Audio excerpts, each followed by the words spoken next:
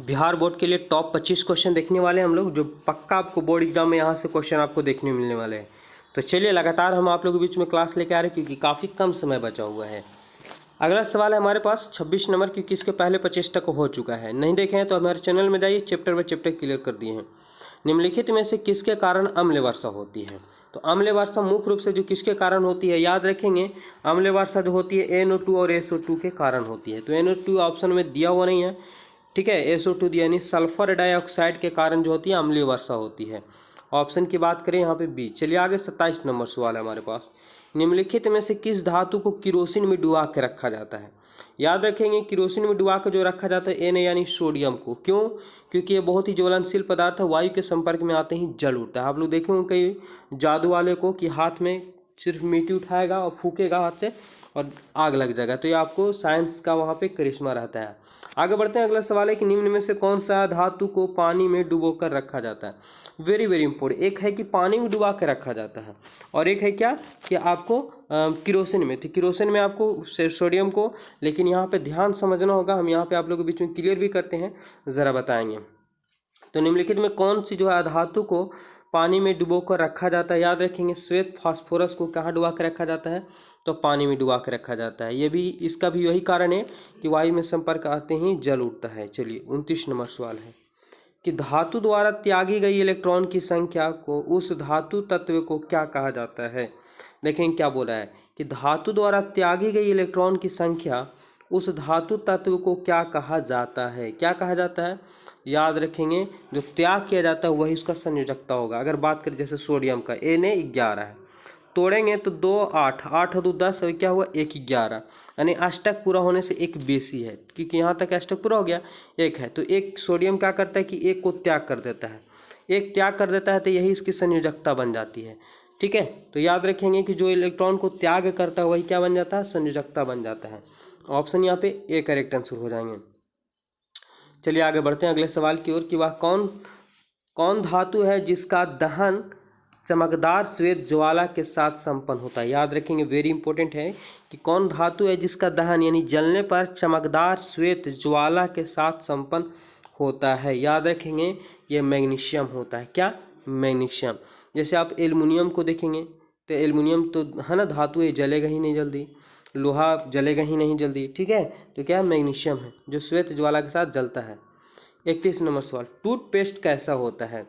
बिल्कुल आप लोग टूथपेस्ट करते होंगे यानी ब्रश करते होंगे तो आपको पता चलता होगा कि ठीक है कि कैसा है ये, इसका स्वाद कैसा होता है? क्षारीय होता है, हल्का नमक जैसा महसूस होगा। ठीक है, क्षारीय, क्योंकि हमारे दांतों में जो होते हैं, मुंह में जो होते हैं, लार चलता है जो अम्लीय होता है, और हम जब क्षार यानी टूथपेस्ट करते हैं तो अम्ल क्षार अभिक्रिया करते हैं तो लवण बनता है, जिससे दांत क्या हो जाते हैं? आसानी से सफा हो जाते हैं। आगे बढ़ते हैं अगला सवाल, प्राकृतिक गैस का दहन किस प्रकार का रासायनिक अभिक्रिया? प्राकृतिक गैस का दहन यानी प्राकृतिक गैस जैसे मेथन वगैरह हो जाते हैं, ठीक है, बायोगैस वगैरह हो जाते हैं, तो उसका दहन यानी उसका जलन जो होता है वो किस रासायनिक अभिक्रिया के होती है? कैसी अभिक्रिया होती है? याद रखना है, यह ऊष्माक्षेपीय अभिक्रिया होती है। कैसे? ऊष्मा, यानी जब वो जलता है तो उसमें से गर्मी निकलती है, तो जिसमें गर्मी निकलती है वो ऊष्मा छेपी होगा। जिसमें जैसे अगर आप इंजेक्शन लेने के लिए डॉक्टर के पास जाते हैं तो आपको शरीर पे क्या लगाया जाता है? हाथ में जहाँ पे इंजेक्शन देना है स्प्रिट लगाया जाता है, तो वहाँ पे ठंडक महसूस होता है। ये क्या हो गया? ऊष्मा को खींच रहा है, तो ऊष्मा शोषी हो जाएगा, लेकिन जहाँ से ऊष्मा निकल रहा है वो क्या होगा? ऊष्मा छेपी। जैसे अगर आप चूने को पानी में डालेंगे तो पानी क्या करने लगता है? खौलने लगता है, यानी गर्म हो जाता है। तो जब गर्म हो रही है उसमें उससे ऊष्मा बाहर निकल रहा है तो ऊष्मा छेपी। बिल्कुल इतना आप लोग जानते होंगे। चलिए हमें ज़्यादा चर्चा करने की जरूरत नहीं है, हमें यहाँ पे ऑब्जेक्टिव क्लियर करते हैं। अभी तक हमारे चैनल से नहीं जुड़े तब वह जुड़ जाएंगे। आगे, डेंगू उत्पन्न करने वाला मच्छर किस तरह के जल में पाया जाता है? बिल्कुल सिंपल सा क्वेश्चन है कि डेंगू उत्पन्न करने वाला जो मच्छर होता है किस तरह के, तो हम लोग को लगता है कि डेंगू उत्पन्न करने वाला मच्छर नाली से ही उत्पन्न होते हैं, गंदे जल से ही होते हैं, लेकिन ये साफ जल से भी उत्पन्न किए जाते हैं। तो कहाँ जल? साफ जल, ऑप्शन ए हो जाएंगे। अगला सवाल, पौधे में श्वसन क्रिया के अंतर्गत एडीपी है ना, एडीपी के टूटने की कितनी ऊर्जा मुक्त होती है? यानी पौधे में जो श्वसन क्रिया के अंदर एडीपी यानी जो उनके पास एनर्जी के रूप में जो जमा रहता है वो टूटने के रूप में है, टूटता है तो कितनी ऊर्जा मुक्त होती है? कितनी ऊर्जा मुक्त होती है? याद रखेंगे 30.5 30.5 उत्पन्न होती है, कैलोरी प्रति मोल होता है। ऑप्शन जो होता है यहाँ पे ए हो जाएंगे। अगला सवाल कि प्रकृति में ऑक्सीजन का संतुलन कैसे बना। सिंपल सी बात है कि प्रकृति में जो ऑक्सीजन का संतुलन बना है वो कैसे बना है। संयोजन द्वारा, प्रकाश संश्लेषण द्वारा, अपघटन द्वारा, इनमें से कोई नहीं। वेरी सिंपल क्वेश्चन है कि प्रकाश द्वारा जो ऑक्सीजन का संतुलन बना है वो प्रकाश संश्लेषण के माध्यम से बना हुआ ऑक्सीजन का संतुलन। ठीक है, ऑप्शन बी यहाँ पे करेक्ट आंसर हो जाएंगे। प्रकाश संश्लेषण की क्रिया के कारण ही पेड़ पौधे अपना भोजन भी बनाते हैं। आगे, मानव हृदय का औसत प्रकुंचन दाब लगभग कितना होता है। कितना होता है तो देखेंगे यहाँ पे मानव दाब का औसत प्रकुंचन, यहाँ पे क्या लिखा, प्रकुंचन, उछवन और एक प्रकुंचन होता है। तो प्रकुंचन की बात करें 90 होता है। कितना होता है, 90।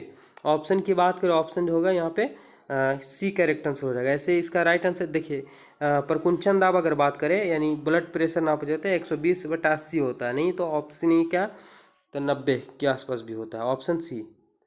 चलिए, किसे रासायनिक दूत कहा जाता है। रासायनिक दूत किसे कहा जाता है, याद रखेंगे रासायनिक दूत जो कहा जाता है वो हार्मोन को कहा जाता है, क्योंकि सभी जिम्मेदार कौन है सब क्रिया के लिए, तो हार्मोन ही जिम्मेदार है। ऑप्शन सी करेक्ट आंसर हो जाएंगे।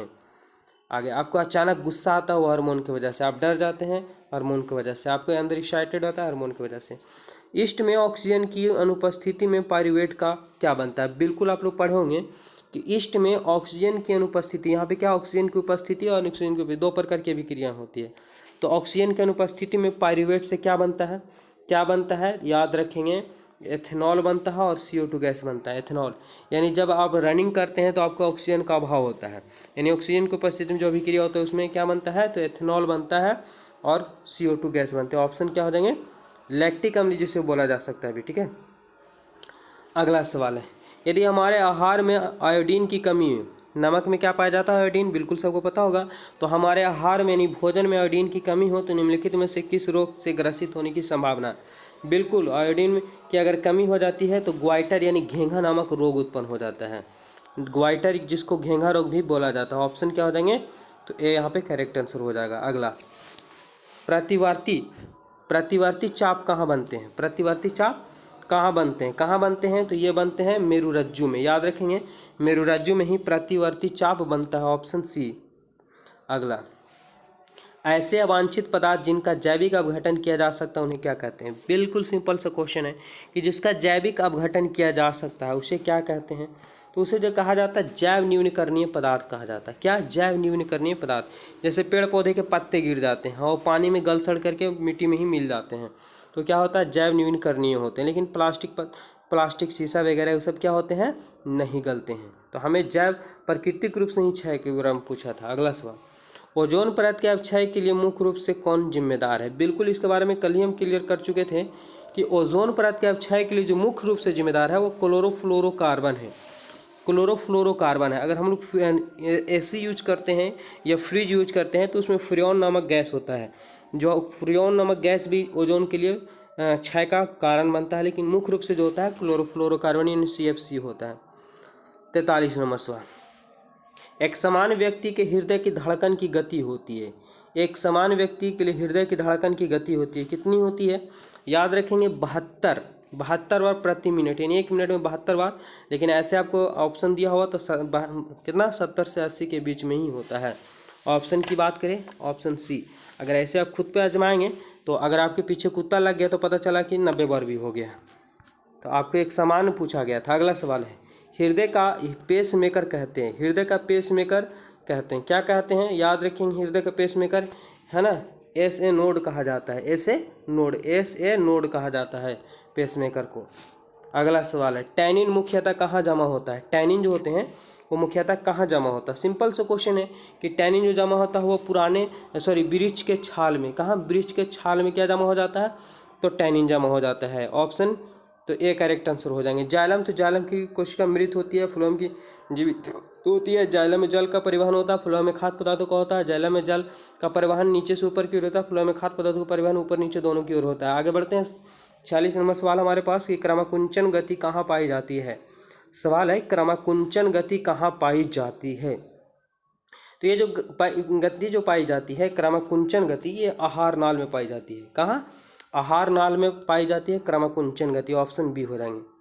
चलिए 47 नंबर सवाल है, फटाफट से हम क्लियर करें ताकि आप लोग बीच में समय ज़्यादा बर्बाद ना करें। प्रकाश संश्लेषण और प्रकाश ऊर्जा रूपांतरित होती है। सिंपल सा क्वेश्चन है कि प्रकाश संश्लेषण में प्रकाश ऊर्जा रूपांतरित होती है, किस में रूपांतरित हो जाती है, याद रखेंगे।